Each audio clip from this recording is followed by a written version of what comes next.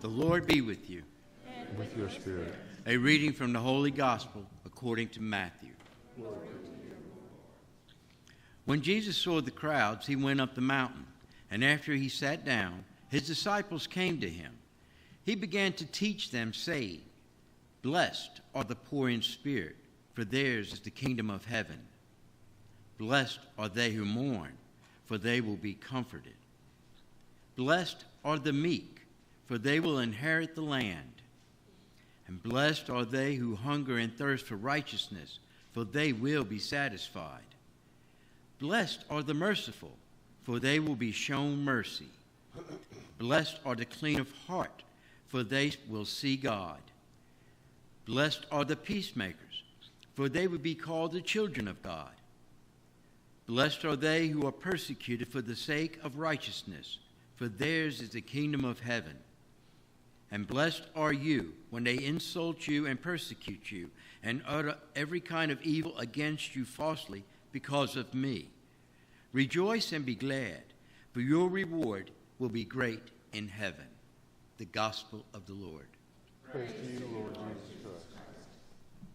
Some years ago, when I was a younger priest, seems that's just such a long time these days, I had my very first parish assignment. And I wanted to go on vacation. I wanted to take a couple of weeks off. And I didn't really know the priest to ask. So I was up in the mountains. I was up at a Tahoe ski valley. My next door neighbor was Julia Roberts. But I wanted to go on vacation anyways. So I called the diocese, and they said, "Call Father so-and-so." I said, "Okay," so I called him. He said, "Oh, yeah, Father, I'll cover your bases, and you go and enjoy your vacation. I'll cover both weekends," and so on and so on. And I had been told by the diocese that he was an Orthodox priest, and he was a good man, and he will not, distract the flock or disturb the flock, and so on and so on. I'm always worried that when a priest comes in, he's going to teach something which is not the teachings of the church. But anyways, I leave, he comes. I'm gone for about 2.5 weeks, and I come back. And some of my parishioners asked me the question. They said, "Father, is it true that in heaven we all speak Spanish?" I said, "Oh, no. How much more time in purgatory will I have to do learning Spanish? I took it in junior high and high school and the seminary and so on. I took classes, and now I got to go to purgatory and learn Spanish again before I get to heaven?" So I told him, and the reason I mention all of that, because I had to pull out this particular reading from the book of Revelation to remind the people. I heard a number of those who had been marked with a seal, 144,000 marked from every tribe of the Israelites. After this, and one day I'll explain to you all this numerical system that's in the book of Revelation, because it's very complex. And it's been my favorite study for many, many, many years. And it is full of rich Jewish symbolism. You can't just read it and interpret it and think you know what it means. Can you imagine Christ dying on a cross and only 144,000 people are going to be saved? That would be a waste of time after 2,000 years, don't you think? So you know that that's not what it means. But anyways, the very next sentence says, "After this I had a vision of great multitudes which no one could count, from every nation, race, people, and tongue." And I had to read that to the people. I said, "Here, it doesn't say anything about Spanish." Not to pick on the Spanish parishioners I had, but I told them, I said, of all languages, people of every race, color, nation, and language on the face of the earth throughout human history were praising God. Even Jesus Christ, while on earth, didn't speak Spanish. We know the 3 dialects the apostles spoke, and we believe Jesus spoke them also. Aramaic was their home language. It was the language of their culture. Matthew wrote in his gospel in Aramaic. So we know that probably Christ, his apostles, knew Aramaic. And in their private conversations, that's probably the language that they used. Peter being a fisherman, Philip being a silversmith. And if you had any commerce in any way, shape, or form, like Peter selling his fish, and Philip selling some of his silver products and so on, you had to speak in Greek. Because all of the transactions were done in Greek. We know that Christ spoke Latin because he spoke to the Roman soldiers. And we have no doubts that the apostles also spoke some Latin. If they had any exchange with any of their captors or any of their Roman soldiers or anything, they had to speak to them in Latin. Most Roman soldiers didn't take classes in Aramaic or in Spanish as far as that goes. Latin was their language. So these are the three languages we believe they spoke. But I tell you that simply just as a reminder and a hope for all of us that, it doesn't matter what language you speak, you can still go to heaven. Okay, you don't have to learn Spanish only. Okay, and I tried to explain a woman today at this morning's Mass, as I explained, she came to me, "Oh, Father, that was an interesting homily, but how do we communicate in heaven? I thought Spanish was sort of the universal language." I said, "No, ma'am." I said, in heaven, you won't need to speak. You won't need to use words to say anything. She goes, "Oh, my gosh, I never thought about that." I said, "Yeah, because it's a process of the intellect, the mind." So, and she was kind of paused. She got to think, I got to take time to think about that. She said, "All day." I said, "Please, take time and think about it all day. It's all right." Not that it's all that important, but either way, if it was something that'll help her, hopefully, to draw a little closer to God, hopefully it'll help her. But there's a lot of mysteries in heaven that we don't understand. But today we want to talk about the saints. Today we honor all saints, and it isn't just the saints on a calendar.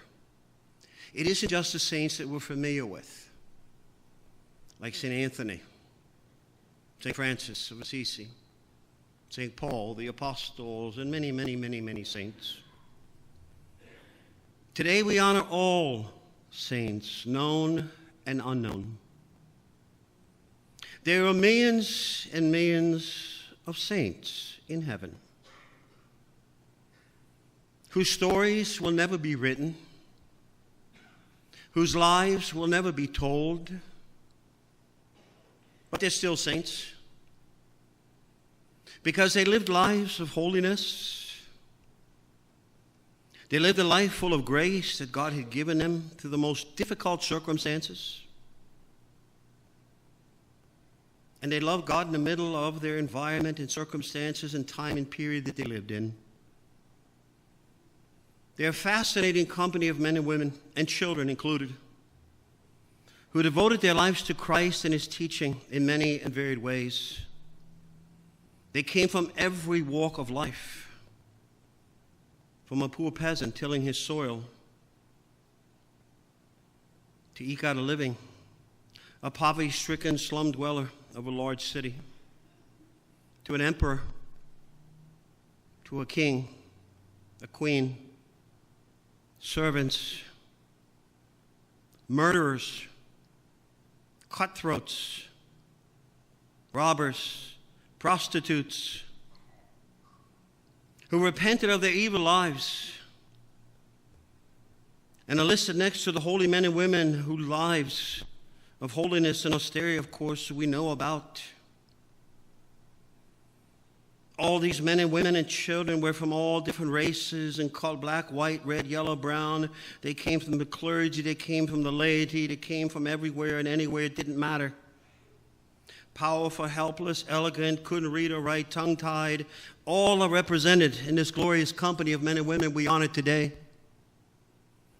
There seems to be a tendency to modern sensibilities, anyways, to think that in order to be a saint today, you have to perform all kinds of strange things. You have to do all kinds of odd things. As some of the lives of our saints, if you ever read them, certainly there are some very strange things in them. But remember, you don't need to be a priest. You don't need to be in a monastery, a convent. You don't need to be a bishop or a pope or a cardinal or whatever. Most of our saints, even the canonized saints that we know of, were lay people who went to Mass, who received the Eucharist, who prayed, who struggled and endured, and at whatever time period they lived in. And I always tell people, if you want to read the life of a saint, make sure you get the history setting, the historical setting of the saint. Because there are a lot of books out there simply that sort of kind of glorify saints and all of their oddities and all of the things that they could do and all the graces that God gave them.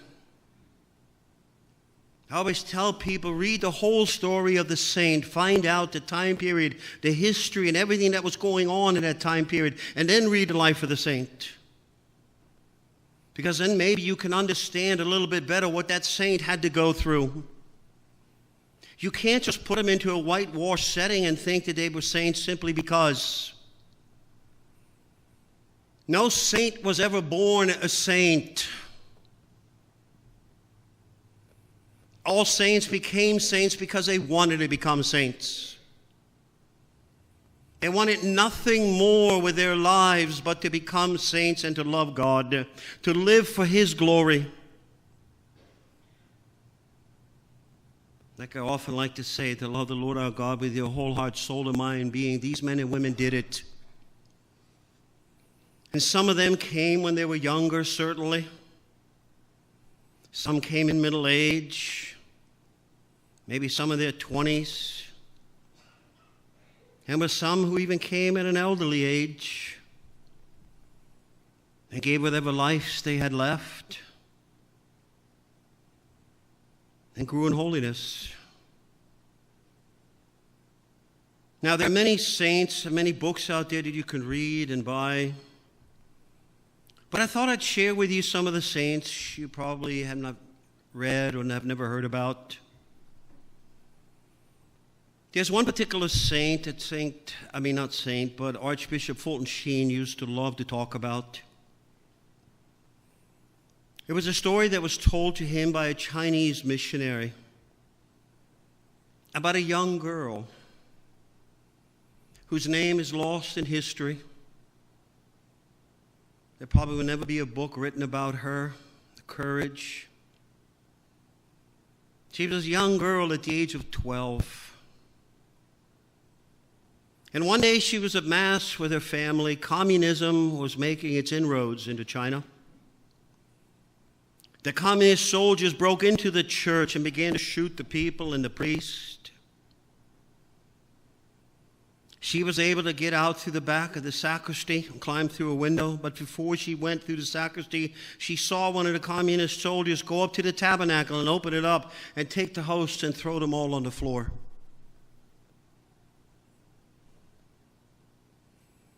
She jumped out of the window and she ran home. But the idea of those hosts laying on the floor never let her sleep. It stayed with her. She overcame her fear. They had locked the church. They had stationed soldiers around the church, but they usually gathered in front of the church. They sat there and drank and cursed and all kind, laughed and passed out and so on and so on. She would wait. And at nighttime, she would sneak in through the same window she snuck out of, she would sneak in. And every night for an hour, she would kneel on the floor and she would adore her God laying on the floor. Body, blood, soul, and divinity, Jesus Christ. She would spend an entire hour in fear that she would be discovered. But her love for Christ meant more to her than fear. She knew she couldn't touch the body of Christ. At that time period, only priests touched the consecrated host. So she would literally, after doing a holy hour, she would bend down and lick up the host with her tongue. And she would stay there in prayer of gratitude and thanksgiving. Then she would climb out the window and run back home. For 32 nights, everything was fine. And now she had come to the 33rd night, and she cried because it was the last host left on the floor. And she knew there was a great possibility that never again in her life she would be able to receive Christ in this form. She spent an entire hour on her knees crying, wondering whether she would ever again be able to receive communion. After an hour of prayer, she bent down. She lapped up the consecrated host. She stayed for a while in prayer. And she climbed out the back window. Something very odd happened.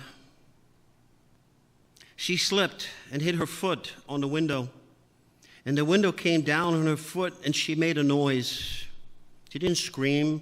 She just made a noise. And then a thud on the ground. The soldiers that were around front heard it. And they came around the backside, and there she was, laying in the dirt. They really had no idea what she was doing there. They didn't know she had been coming there for all those nights. And they began to yell and scream at her and kick her and everything else, until one communist soldier took his rifle butt and crashed in her skull. She died on the spot. It was her last day. The last time she would receive Christ in such a manner. But it was also her last day on earth.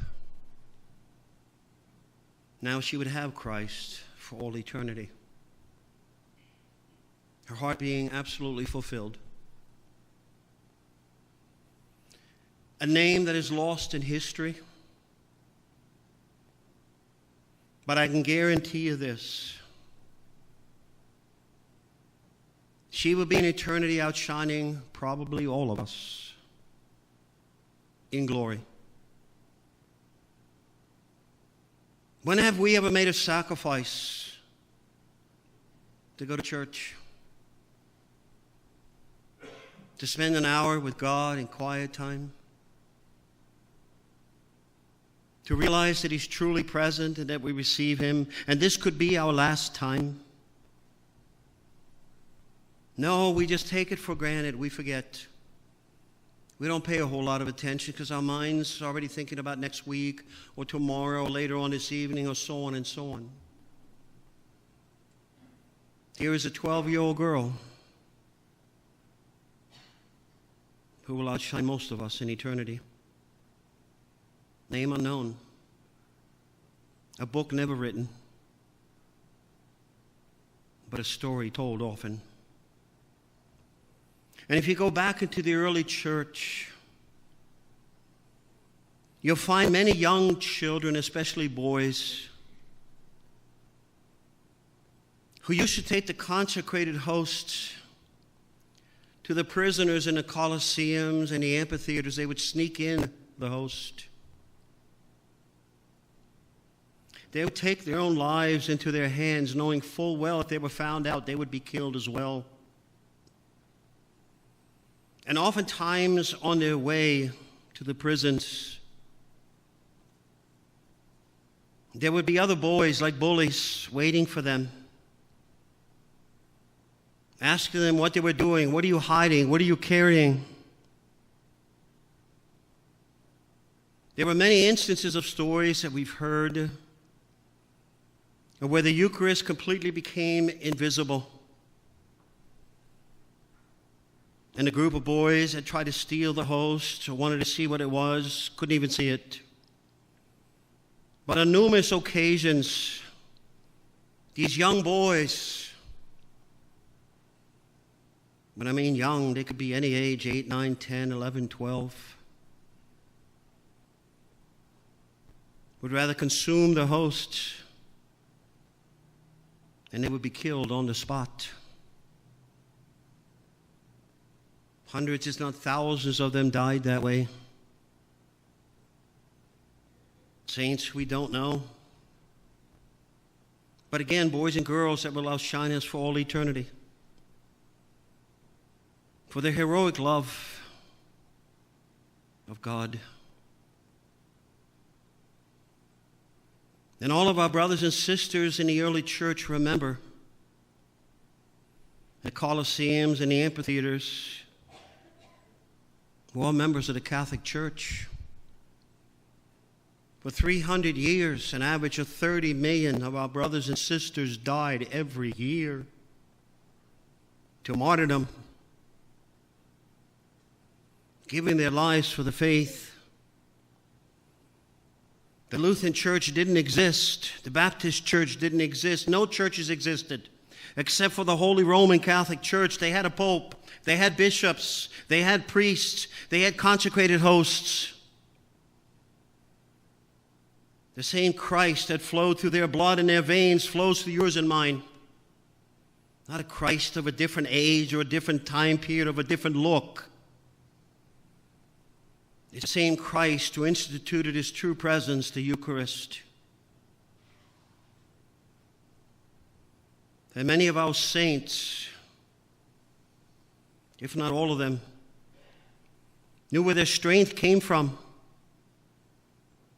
It came from God. It came from the sacraments, and it came from prayer. And they lived their lives accordingly. Now, over the years, I've read many, many stories of many, many saints. And I could probably tell you stories probably for every year of the age of a life of a human being, of a particular saint. I've always been fascinated by their lives. Some of their stories are a little something that we would look at today and say, well, that's a little odd, but in their time period it was perfectly normal. Think of St. Simon the Stylite, who lived in the 3rd and 4th century. He lived on a pillar 50 feet up in the air, on a platform 3 foot by 3 foot. For 33 years, he stood, never sitting down, counting on the generosity of human beings that came by. Now today we might look at that and say, oh, that's pretty odd. But you know, in that time period it was very common. There was a lot of saints who lived their lives completely disconnected from the world. They didn't even want to touch the world.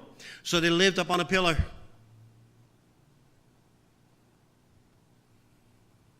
I think of Mary of Egypt, who had been a prostitute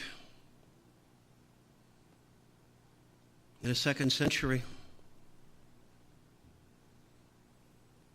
And one day, she decided to leave that way behind. She had nothing. She went out into the desert to live, and she lived in a cave. As the years went on, her clothes fell off of her because they were so torn and rotted. So she simply grew her hair to cover herself.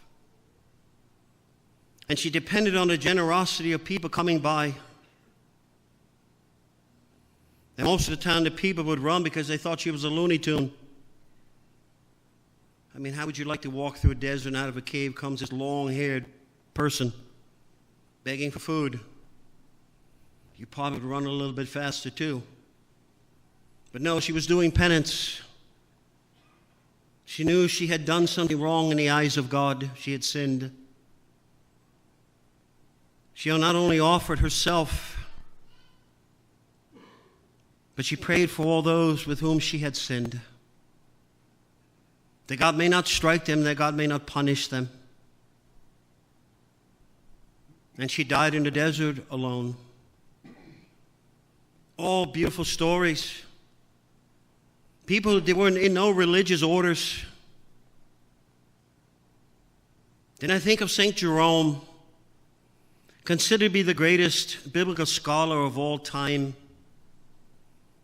He translated the Gospels from the original languages into what we call the Vulgate Latin.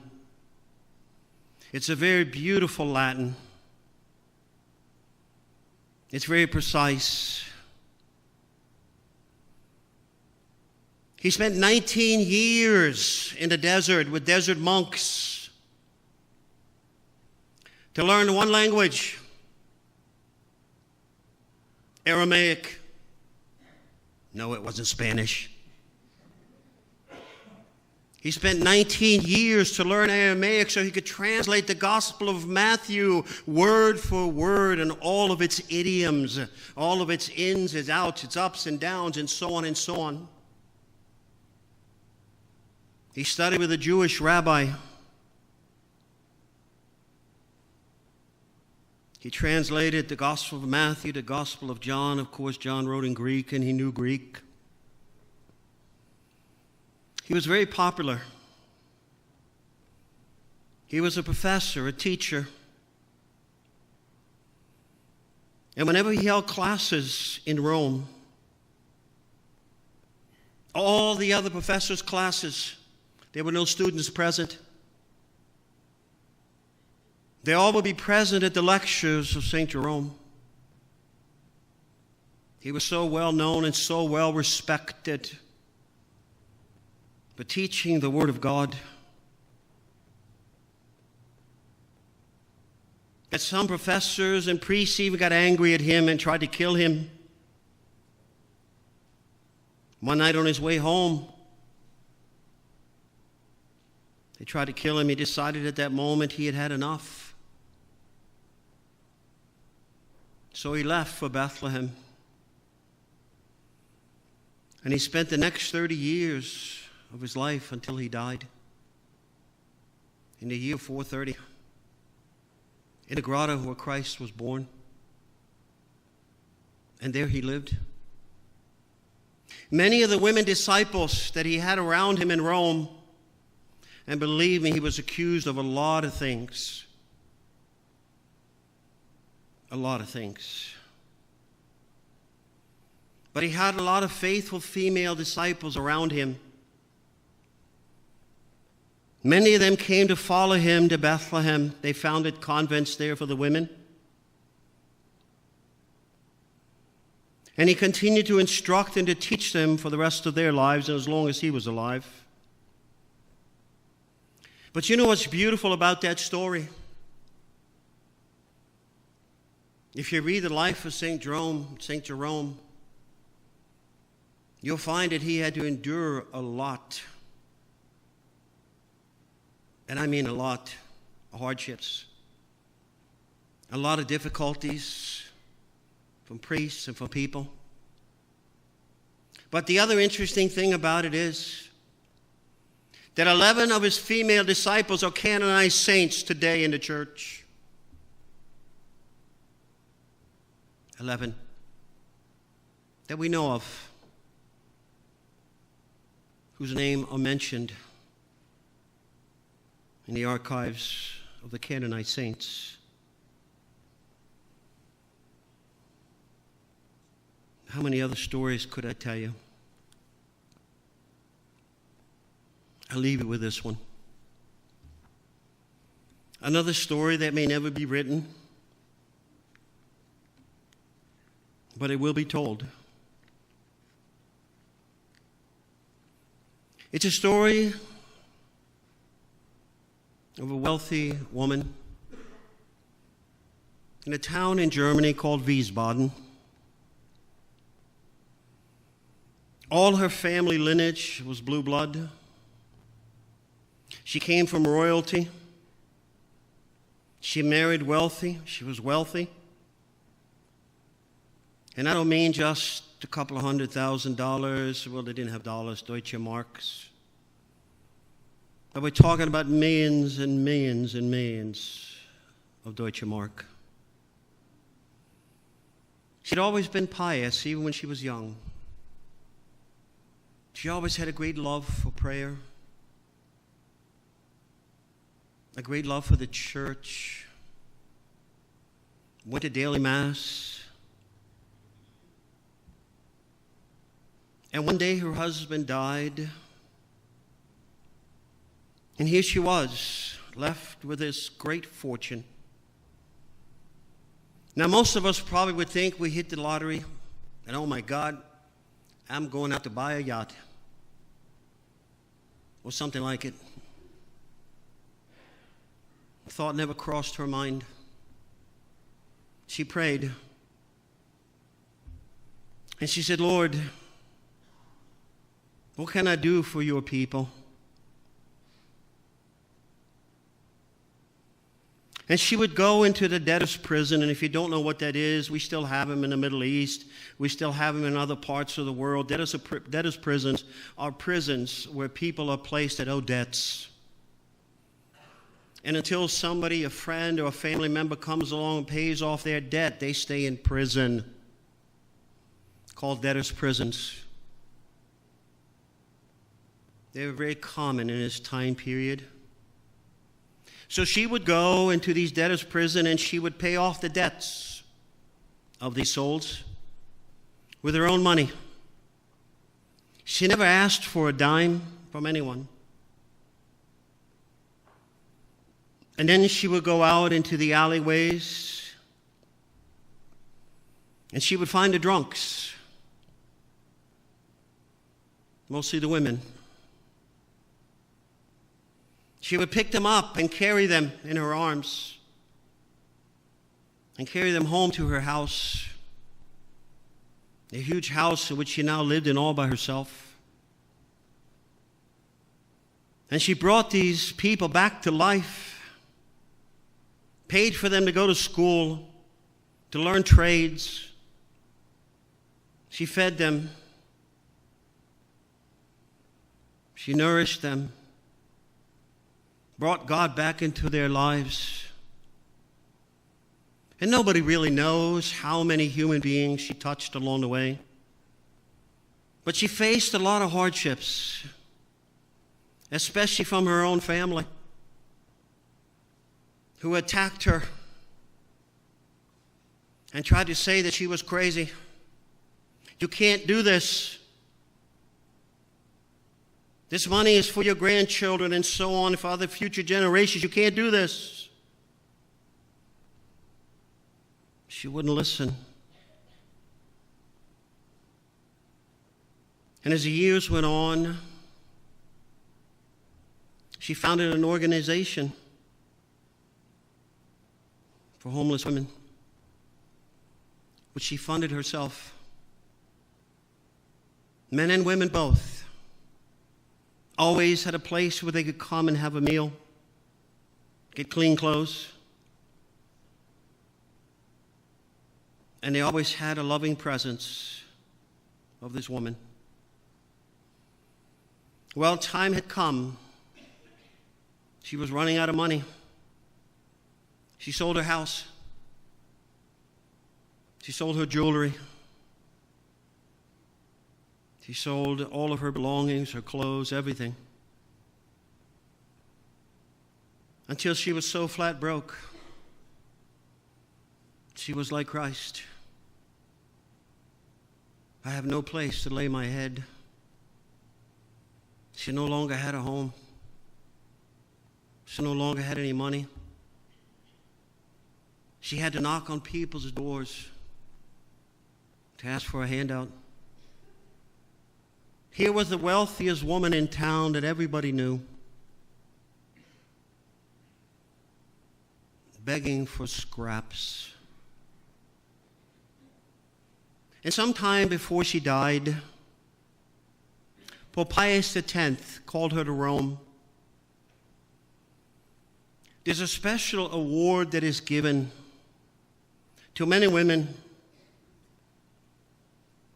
who have been very wealthy and have used their money to help others. He had heard her story. He called her to Rome, and she came to Rome, and he gave her what is called the cross of St. Gregory.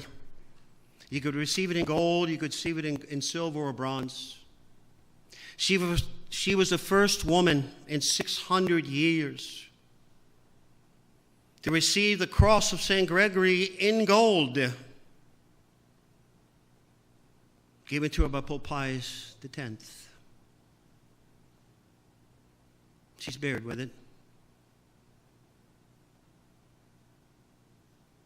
She is my maternal great-grandmother.